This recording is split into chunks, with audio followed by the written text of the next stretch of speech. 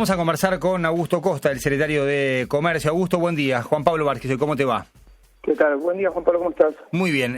Augusto, ¿qué significa lo que ayer pasó en términos judiciales, el final de las declaraciones juradas anticipadas de importaciones, las de JAIS a partir del 1 de enero de 2016? Bueno, está bueno poder explicar, me parece, un poco el contexto, Juan Pablo, en el cual la Organización Mundial del Comercio, que es el organismo que regula las relaciones comerciales entre sus miembros, que son la mayoría de los países del mundo, realiza este tipo de fallos, porque muchas veces, por lo menos lo que uno ve en la prensa o escucha a algunos opiniólogos en los medios hablar, parecía ser que Argentina es el peor país del mundo, más proteccionista, el que viola todas las normas, y me parece importante que la gente tenga en cuenta, en primer lugar, que la OMC, o la Organización Mundial del Comercio, permanentemente está resolviendo disputas entre sus miembros. Es decir, que cuando un país entiende que otro país está incumpliendo la normativa vigente en materia de comercio internacional, se presentan consultas o eventualmente un panel en la OMC para dirimir esas disputas. Y nosotros tuvimos una presentación por parte de la Unión Europea, Japón y Estados Unidos respecto a algún aspecto de la Administración del Comercio argentino vinculado al sistema de declaraciones juradas anticipadas de importación, pero un dato que muchas veces se pasa por alto es que más de la mitad de las denuncias y de los fallos en contra en la OMC justamente los tienen Estados Unidos y Unión Europea.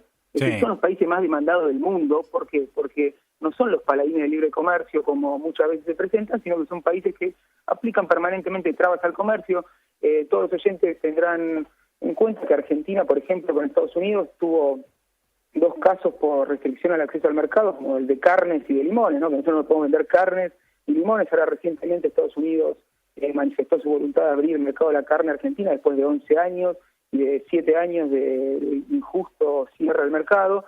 Y ahora estamos con la Unión Europea también por un cierre a las exportaciones de Argentina de biodiesel, cuando Argentina es uno de los países más competitivos en materia de biodiesel, estamos en un caso en la OMC, es decir, es mucho más complejo que Argentina es malo y el resto son buenos. Esto ocurre todo el tiempo. Y concretamente, para que la gente también tenga claridad respecto a qué está pasando con el tema de las DEJAI, lo que falló en la Organización Mundial del Comercio es que algunos aspectos del sistema no están plenamente en conformidad con la norma de la OMC. Nosotros, por supuesto, en todo el proceso fuimos defendiendo la legitimidad de ese instrumento, porque para nosotros es un instrumento muy importante, y lo que se va a hacer de acá hasta el 31 de diciembre, que fue lo que se acordó con la Unión Europea, Estados Unidos y Japón, es ir incorporando las modificaciones al sistema que hagan que, para quienes nos demandaron y obtuvieron un fallo a favor, se satisfagan sus exigencias, digamos, o lo que ellos entienden que tienen que implementar. Entonces, no es el final de las DEJAI, Juan Pablo, no es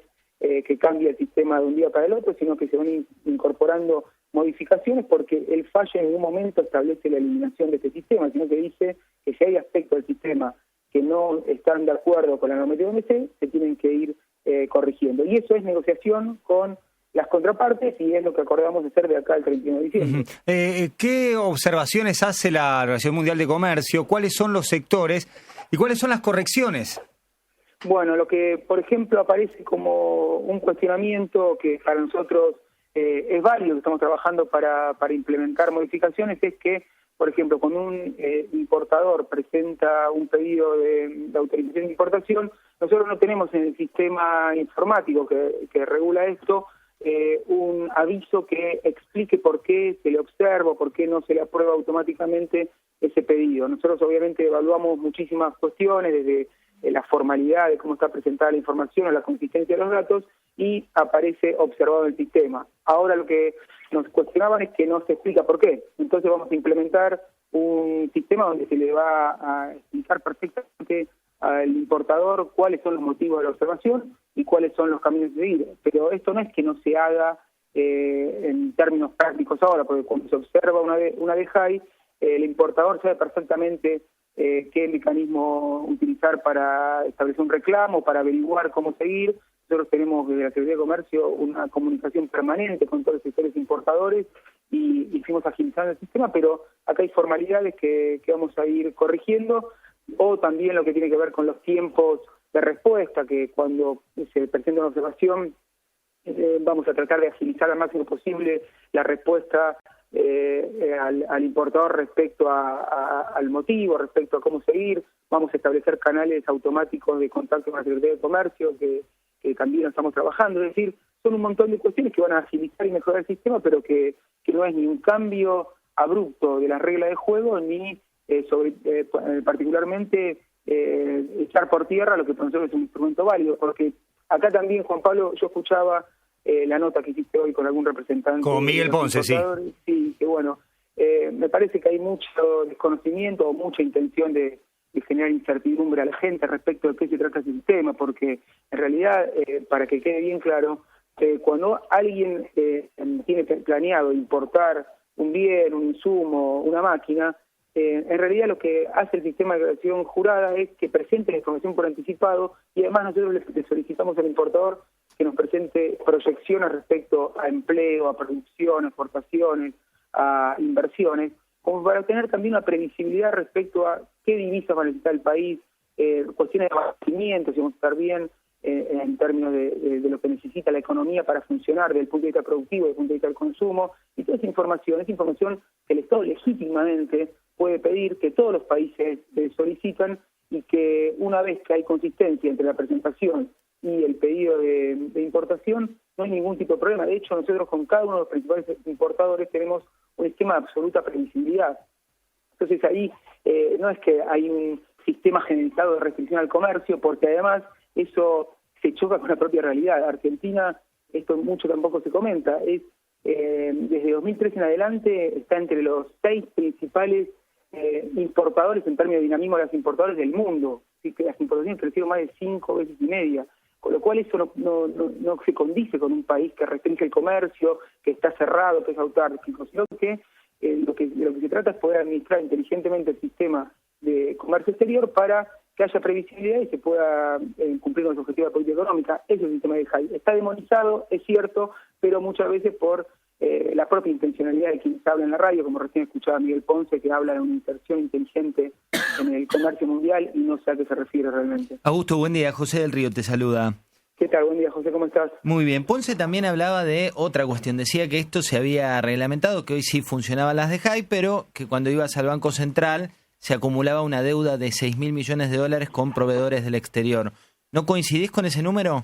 Para nada, y ahí también la cuestión de tirar números a la marchanta y empezar a decir que todo está colapsando me parece también bastante irresponsable, porque lo que hubo, y lo reconoció el propio presidente del Banco Central, Alejandro Banoli, fue una situación coyuntural donde no fue posible para los importadores acceder plenamente al mercado de cambios para pagar las importaciones que se habían aprobado por parte de la Secretaría de Comercio, pero fue una situación que duró un par de semanas o algún tiempo acotado y que se fue corrigiendo progresivamente. Hoy, si vos, José, hablas con cualquier importador, te va a comentar que la situación se está regularizando, que se está poniendo, se está volviendo a una situación donde no hay ningún tipo de inconveniente, y no tengo idea, porque no depende de mi área, si existe alguna acumulación de deuda impaga o cuál es la magnitud. Y me parece que quien tira números en los medios tiene menos información que yo, así que no me consta que sea ese volumen, y sí me consta que se está corrigiendo cualquier problema coyuntural. ¿Hay dólares para todos los pedidos de importación para la cadena productiva? Hablo de insumos, de bienes de capital. Una cosa es importar ballenitas para las camisas, y otra es importar porque la cadena productiva lo necesita. Y registro, leo observaciones, quejas de personas que necesitan importar realmente para la cadena productiva y tienen dificultades, más allá de las de JAI sí, de JAI no. Mira, Juan Pablo, imagínate que nosotros como funcionarios públicos, en mi caso como Secretario de Comercio, pero el gobierno en general apuesta a generar condiciones para un funcionamiento armónico de la economía, para que se reindustrialice el tejido productivo, y lo último que pretendemos es generar inconvenientes en la producción o en el mejoramiento de la tecnología por restricciones a esas importaciones. Y de hecho, nosotros somos muy celosos de los casos donde puede haber algún tipo de problema puntual por algún abastecimiento de insumo o algún bien de capital que puede generar un impacto productivo. Lo que también muchas veces se genera en los medios es una psicosis de que por culpa del Secretario de Comercio no hay medicamentos en las farmacias. ¿Se acuerdan en el verano que parece que faltaban productos de higiene femenina por culpa de las trabas de las importaciones? Sí, igual déjame decirte que la frase "la corrida contra el tampón" no te la impuso nadie. No, porque yo quise describir un caso muy gráficamente, que en realidad, y ese era el origen de la cuestión, se trataba de una decisión de la empresa, de las empresas importadoras de bienes, y le voy de ese caso y te traigo a una empresa que te manda un mail a vos diciendo no puedo producir porque me falta tal insumo. Muchas veces son argucias, digamos, de las empresas para obtener algún tipo de autorización que quizá no es consistente con su dinámica comercial o de obtener algún tipo de otro beneficio. Entonces, es muy fácil acusar al gobierno de que o muchas veces se le dice a los trabajadores que tienen que suspender un turno porque no tienen insumos, cosa que es completamente falso. Nosotros no estamos en condiciones de generar esas situaciones. Cuando hay algún tema puntual lo solucionamos porque tenemos mecanismos muy ágiles de comunicación con las empresas y eventualmente si pasa algo de eso es una situación muy de corto plazo y no la generalidad. Entonces,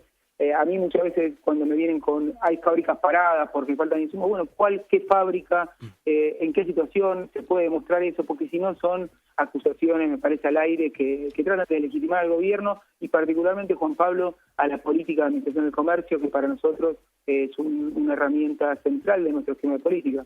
Es que el tema importaciones genera mucha participación, es un tema técnico, pero bueno, hay muchos oyentes o con empresas o que laburan en empresas y muchos lo que dicen es que, por ejemplo, rubro de seguridad electrónica, alarmas STB, bueno, hay quiebre de stock, otros preguntan por remedios para convulsiones, porque a veces desde la farmacia o desde el lugar con el que vos habitualmente interactuás te dicen no dejan importar.